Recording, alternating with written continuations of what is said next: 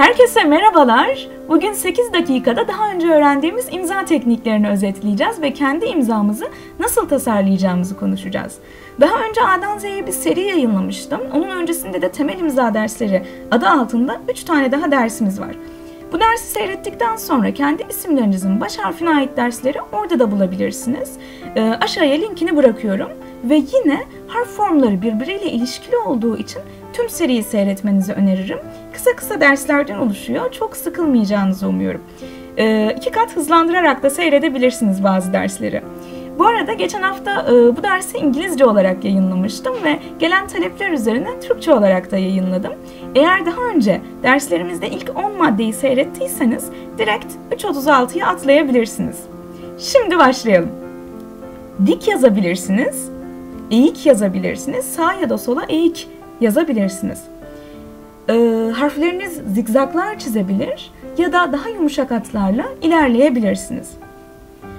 Harfleriniz birbirine yakın olabilir ya da harf aralıklarını açabilirsiniz.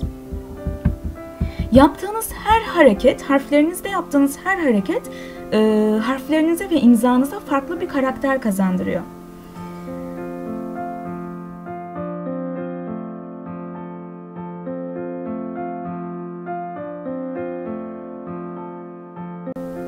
İsminizin ve soyadınızın tamamını kullanabilirsiniz. İkisini de kullanmayabilirsiniz. İsminizin baş harfini ve soyadınızı yazabilirsiniz. Ya da isminizin ve soyadınızın baş harfini yazabilirsiniz. Ya da çok iki isminiz var.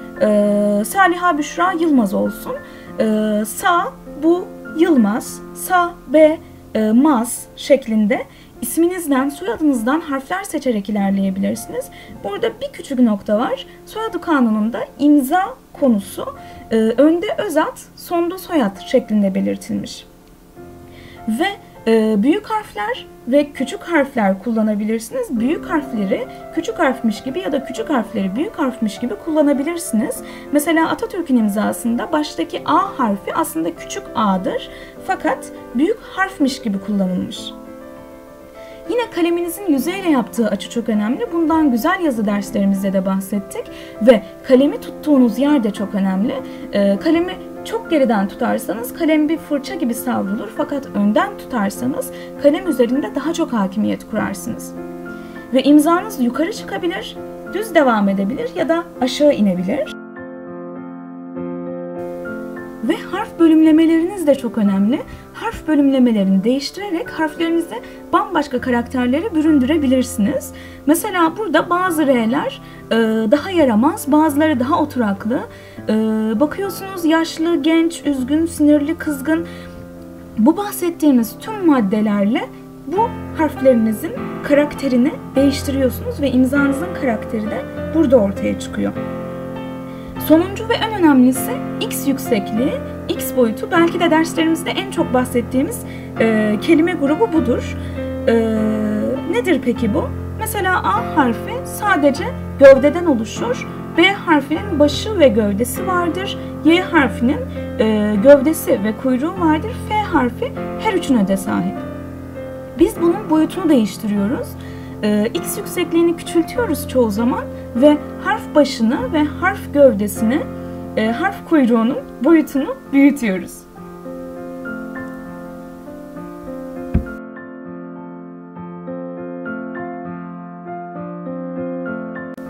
Ve şimdi tasarlamaya başlayalım. Daha önce öğrendiğimiz 4 tekniği özetledik ve araya bazı metotlar yerleştirdik. İlk tekniğimiz la la la. Bunu I ve L harflerinde kullanmıştık. T harfinde, K harfinde kullanabilirsiniz. Müzikte kullandığımız ritimden dolayı bu adı verdim. Aşağı iniyorum, sola dönüyorum. Üçüncü hareketi bölümlere ayırıyorum ve burada ismimi, soy ismimi, hangi harfleri kullanacaksam onları yazıyorum. Bunun sıralamasını değiştirebilirsiniz bu hareketlerin. Burada James Smith için çalıştık. İlk önce ismimi yazdım, soyadımın sadece ilk harfini yazdım. Küçücük X yüksekliğinde çalışıyorum. Harf gövde boyutum küçücük ve harf başım ve harf buyruğum kocaman. Şimdi de M ve G harflerini çalışıyoruz.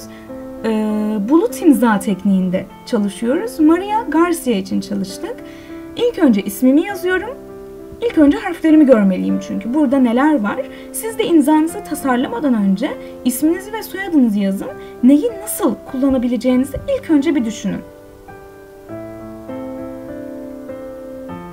Şimdi yine küçük x boyutunda çalıştım. Harf gövdem küçücük ama harf başım o kadar büyük değil.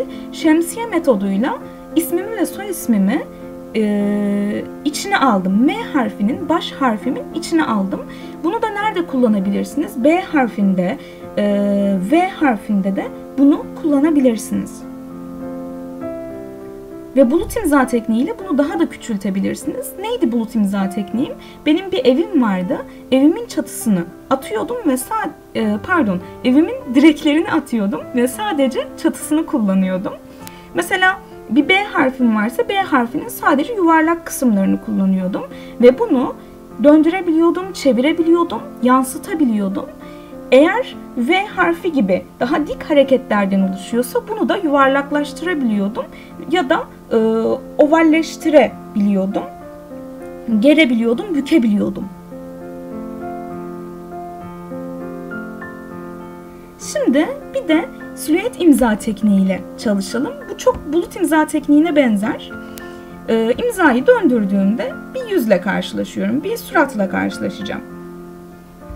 Böyle bir burnu varmış, bir ağzı varmış gibi.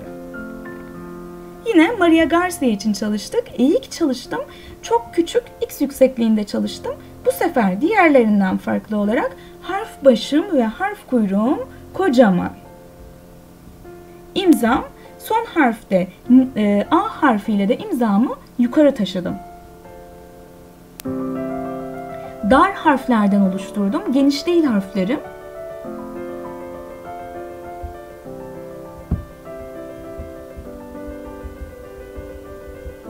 Ve dikkat ettiyseniz iç harflerimde küçücük X boyutuyla ilerledim. Buna da karınca yürüyüşü adını vermiştik.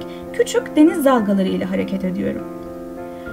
Ve dördüncü tekniğimiz su imza tekniği. Son tekniğimiz Robert Johnson için çalıştık. Yine ilk önce harflerimi yazdım, bakıyorum neler var burada, neler kullanabilirim, nasıl kullanabilirim. Neden su imza? Sıvılar bulunduğu kabın şeklini alır prensibinden hareketle imzamızı geometrik şekillerin içine yerleştiriyoruz. Burada Robert Johnson için bir altıgenin içine yerleştireceğim. Bunu daha önce K harfinde, G harfinde, S harfinde kullanmıştık. Dik çalıştım. Yine küçük X yüksekliğinde çalıştım ve baştaki R ve sondaki N'den dolayı altıgeni tercih ettim. Ve tüm teknikleri özetlediğimiz bu dersimizin sonuna geldik. En az 30-40 deneme yaparak üzerinde çalışırsanız umarım faydalı olacaktır. Ayrıca tüm harfler için ayrı ayrı tasarımlar yaptığımız oynatma listesine göz atmayı unutmayın. Aşağıya linkini bıraktım. Görüşmek üzere, hoşça kalın.